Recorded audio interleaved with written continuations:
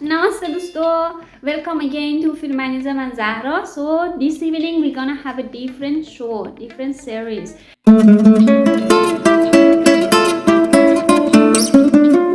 which is about the traveling, guys. And also we have a special guest. Can you guess it? Who is it? So let's applaud and invite Rahul Shania to here to our show. Yes. Good evening, Rahul. Hope you are doing well. Welcome to our show. Welcome to our series. It's a pleasure. Thank you so much. Thank Wow. you. Yeah. It's an honor to have you here. So, guys, we were thinking, I was actually thinking that it may have happened a question in your mind that Rahul, from where this Freemanism has come.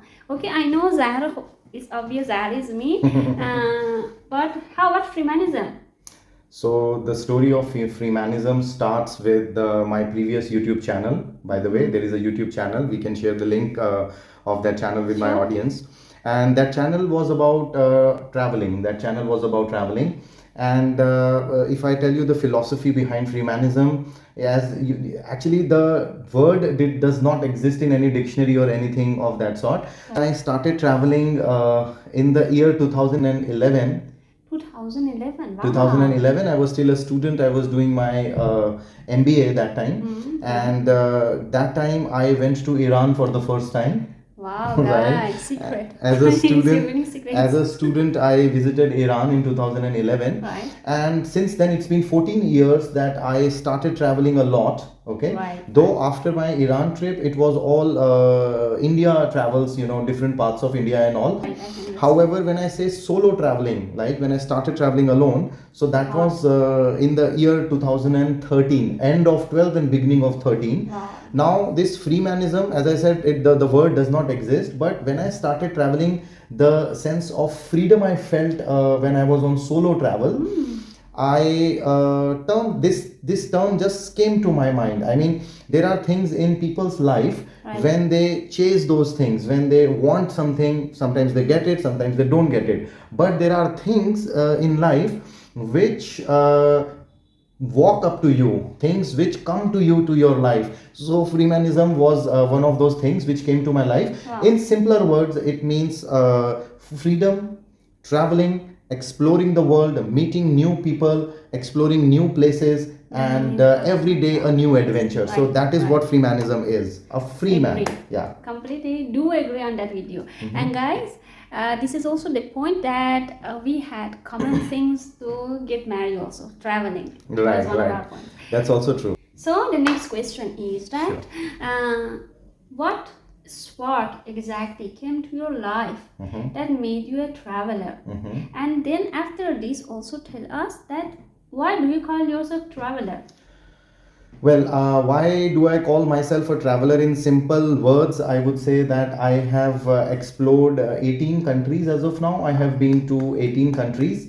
And as I said, since 2011, in 11, it was my first solo travel to Iran. And after that, a lot of travel happens. I will share if you give me the opportunity. Sure. Thank you. We are doing this podcast for this reason. We want to know more about traveling. We want to know more about where to go, what to do. You are experiencing that. So clearly you can help us. Definitely, I would be more than happy to share my travel stories with the audience of Freemanism and Zahra, all our beautiful audience out there. So, about the traveling, I have been to 18 countries plus India. I have explored a lot of parts in India, also in South India. So 18 countries plus India, and then I have been to Iran 6 times. And last time when I brought you from Iran, it was my 6th time. Yeah, when we got married there in Iran. Okay. And 2 times Tajikistan. By the way, before that you answer their last questions, okay? May we know what was the best country that you have traveled and you have been there? Wow, it's a very common question, I would say. Whenever we travel, a lot of people ask when I meet, more, how should I say, travelers in the hostels where I stayed in countries like Serbia, Albania, Dubai, wherever I travel, people generally ask that what was your best country. So Right, honestly speaking, now here is again one concept that I need to explain, because this podcast is going to be a long one, so you need to be patient. And only those who have the real interest in this thing, I hope they will be sticking to podcast till the end. Right. So and I will be sharing my stories as honestly as possible. So when you say what was your favorite country, as a traveler, you don't have any, you may have some points about some countries, some differences, that this particular country was different than the other country, but you cannot say that my favorite country is Switzerland or my favorite country is the Paris. The travel, there is a difference between traveling and tourism. So let me bring another concept here, that tourist versus traveler. A traveler loves everywhere he goes. He loves everywhere. Even in and I answer actually this to the people who ask this question about my favorite country. Even in the remotest village of Africa, okay, even in the remotest village of Africa can be my favorite travel. Why? Because of the experience I may get there. Okay, as long as it is not life threatening, like a snake bite, God forbid, which hasn't happened so far. Snake bite or any situation where any extreme situation. Right, I can understand. Yes. So if you remove those things, every new experience is is the best experience as a traveler. That's what I believe. Because for tourists, they have certain things in their mind. They have a checklist. For example, they have to take Eiffel Tower, they have to take Taj Mahal, tick, and done. The trip is done. Right. But as a traveler, the meaning is even wider. And I know it is getting longer, but I would like to share something with you. When I was in the college, first time, and I think I hadn't started traveling, by the way. That time I hadn't done even one solo traveling. When I was in college, there was a lecturer, and out of 3 years, 1 year, we had a subject of Hindi that we had to pass in my course, okay? Right. And all my subjects were different, like human resources, but that one particular subject was of Hindi. And that gentleman, our professor, who one day he was teaching us, so he told us the difference in his class कि एक यात्री में और एक पर्यटक में क्या difference होता है. So he explained us that how a tourist is different than a traveler. And his words I still remember today, because then I lived this life completely, what he was explaining. So he said that, but the main spark is still left. So he said that a tourist goes to Taj Mahal. Okay, he has a fixed time, like one day he is going to spend in this premises or on this building. He will take the best photos there, he will explore the Taj Mahal, or maybe he will go to another tourist spot, Fatehpur Sikri and all in Agra, and he will come back. However, he said a traveler will not just go to Taj Mahal, he will go behind Taj Mahal.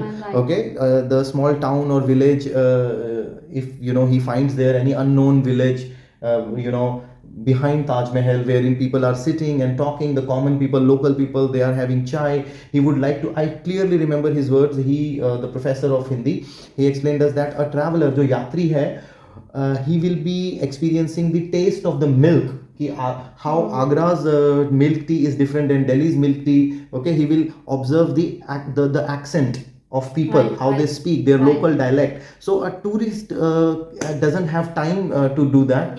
So this was the main difference between traveler and tourist. Coming back to your question, when it comes to traveling, every travel is an experience. So there is no best country, to be honest. I enjoyed all my travels, all my 18 countries plus India, but there are certain moments that can be different than the other. So that was it. Right. Different spots, we can say that. Right.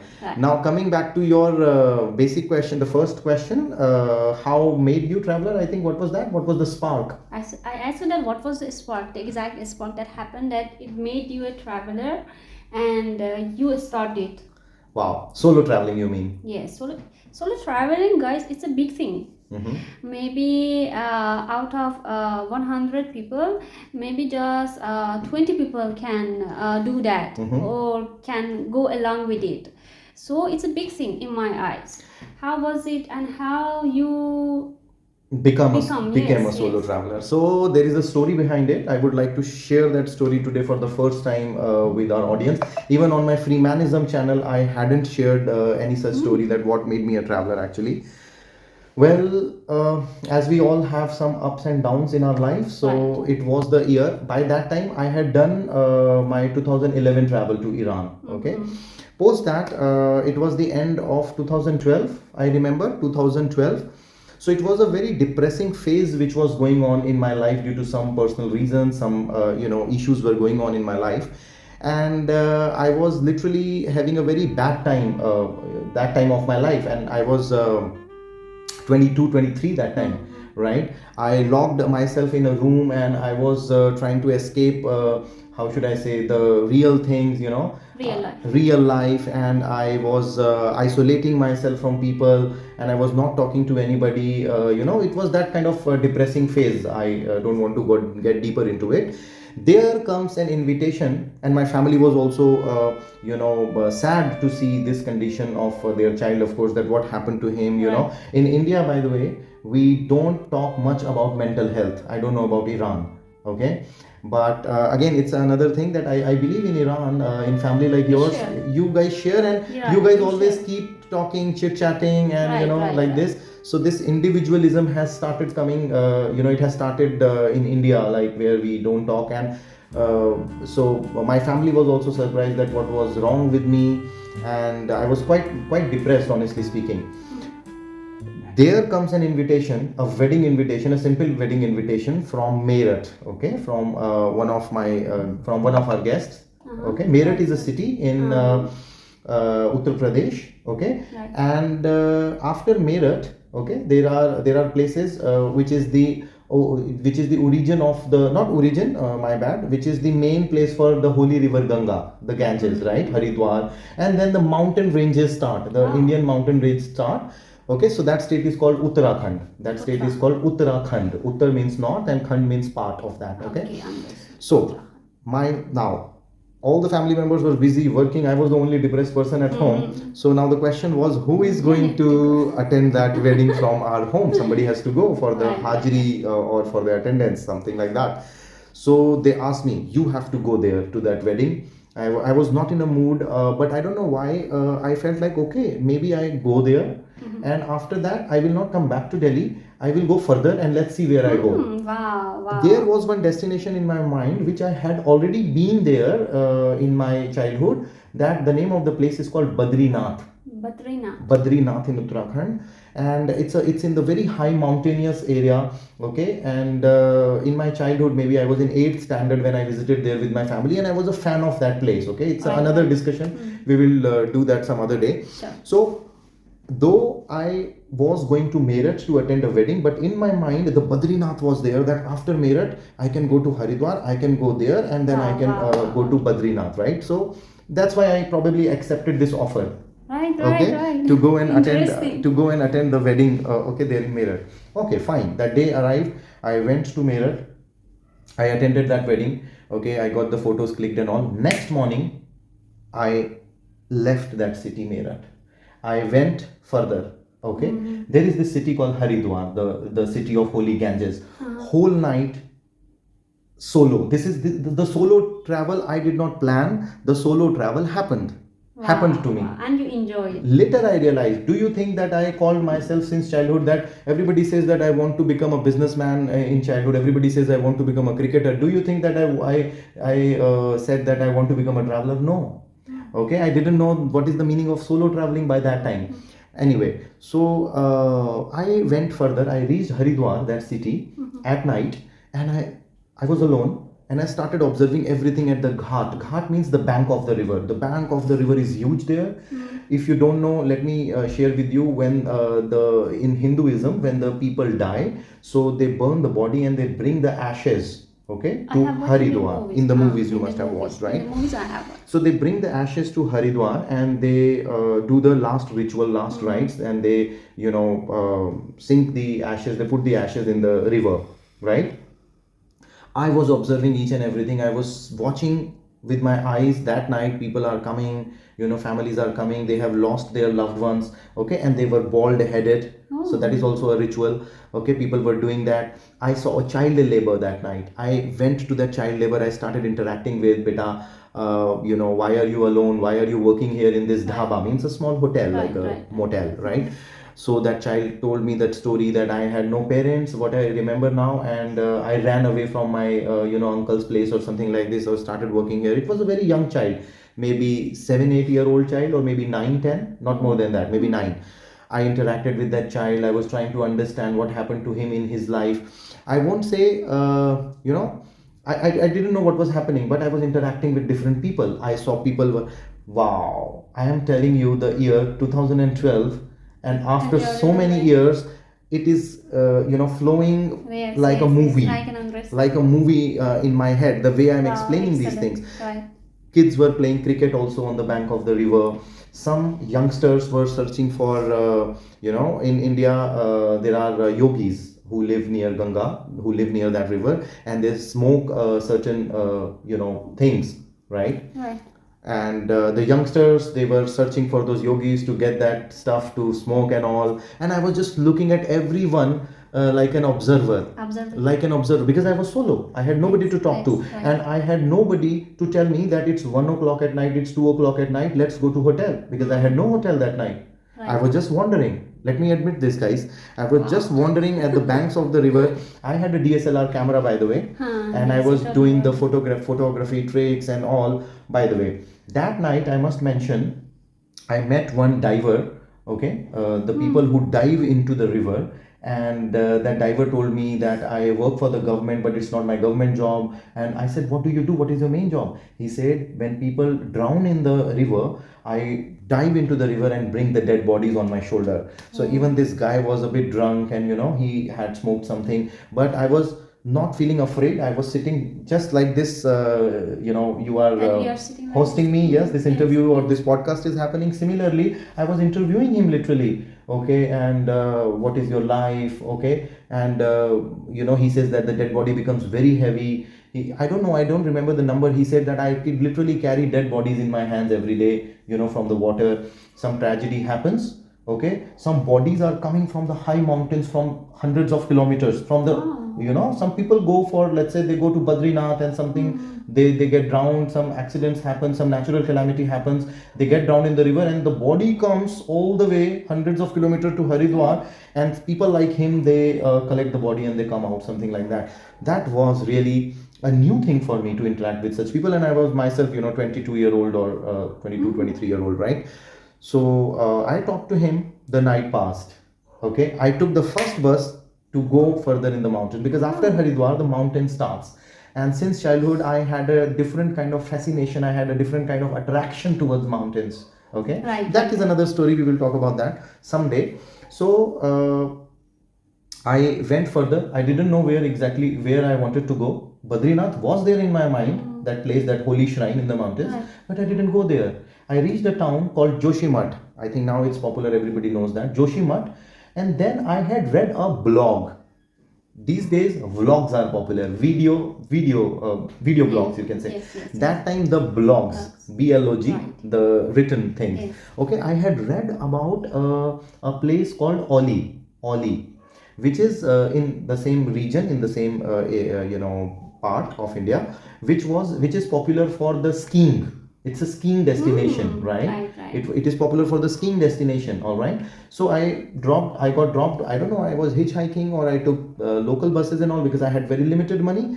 If I say limited money, maybe 3,000 rupees, maximum 4,000. I don't remember. Okay, just this much money I had, and I took lift, hitchhiking. I stopped one army truck at Right, Joshimath, right. and they were going towards Oli, and I sat with them. Okay, I said, please drop me there, Oli. I want to go Right, there right, to right. visit. And then I was sitting in the army truck for free, of course, because it was my first hitchhiking by accident. Okay, so they dropped me at Oli. I reached Oli. I took a very humble room on rent, for example, maybe, I don't know, 300 rupees a night or something like that. Okay, I was not earning, I was not doing anything. So I was there. After 5 10 minutes, I heard people literally shouting, Jai Uttarakhand, Jai Uttarakhand is the name of the that state in India. They were saying, hail the land Uttarakhand, means Jai Uttarakhand, Jai. I was like, why people are suddenly, they have started shouting. I came out. Guess what? I saw the first snowfall of my life. Wow. So I saw interesting. it. Wow. Now I'm getting goosebumps. It started snowing. Wow. Okay, Wow. and that's why people were saying, "Wow, nature!" They were thanking nature. Jai Uttarakhand, great. I saw the first live snowfall with In my your 20s. with my naked eyes. And let me tell you, being a person from Delhi, we people and the people who are from Delhi, they must be listening to this. We people crave for snow. Being from Tehran or being from Iran, you are so much used to We grown up with the snow. snow and all. But for us, we hadn't seen snowfall fall except our movies. So I saw the snowfall. There was a dog. Wow, There was a wow, black wow. dog there who was also sitting relaxed in the snow. It was snowing and he was relaxed. I bought a packet of biscuit. I fed that dog and I just spread my arms like Shah Rukh Khan and I started, dancing. And I was alone. I was alone. I was just literally taking round and I was enjoying that snow. So the first snowfall of my life. Next morning, I hiked there. There was a cable car also, but I didn't take the cable car of in that region Oli. I hiked there, and I did my skiing. The first skiing. Actually, I actually hired those equipments. The guy, a lot of photography, and also it was it completely made me happy again after a long time, after a long gap. I was happy within myself, being in that nature. I also remember about Oli that there was it was one of the most beautiful, most magical sunset there. Most magical sunset when the sun was setting from a temple. There was a temple, and it was on when the sun was setting. The light of the sun was falling as if there is a fire on the mountains. Again, I got a little bit of goosebumps. Fire, but today I cannot share it with our audience because that photo was captured by another person in their DSLR camera. There was a couple from Mumbai, and I could not, keep in touch with them. It's been years. I'm talking about 2012 end, Yes. right? 2012 summers, right? Wow. So I experienced the first snowfall of my life. I experienced the skiing. How does it feel like, in India to be in snow and to do skiing and all? And then when my money got finished, okay, I took again the normal ordinary government bus and I came back to Delhi. So I survived in those 3,000 rupees, 3,000, 4,000 rupees, maybe less than that for 4 days, 3,000 rupees, right? Or 5 days maybe, right? Because I remember then I took a room there. I stayed there in Oli, right? And 2 nights I think I stayed there in Oli, something like that. So then I stayed in Haridwar also, came back to that city. So I survived in that money, eating everything, and I felt freedom.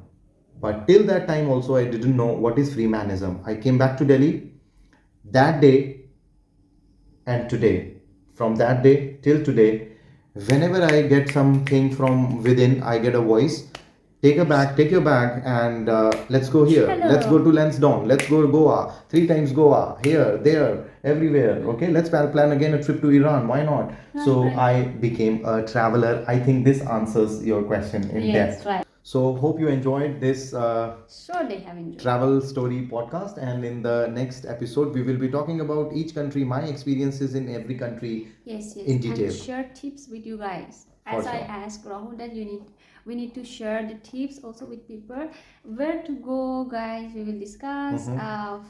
Free The visas, visa. we will discuss. Expenses, we will discuss. If you are also solo travel, you have experience same like Rahul has. So write down comment for us. Why not? Also, a lot of people in India, they want to travel internationally. They want to try solo traveling in their life, okay? But they don't know how to, especially international travel. They think that, it's going, you have to be rich. You have to be rich to travel. But it is not like that, guys.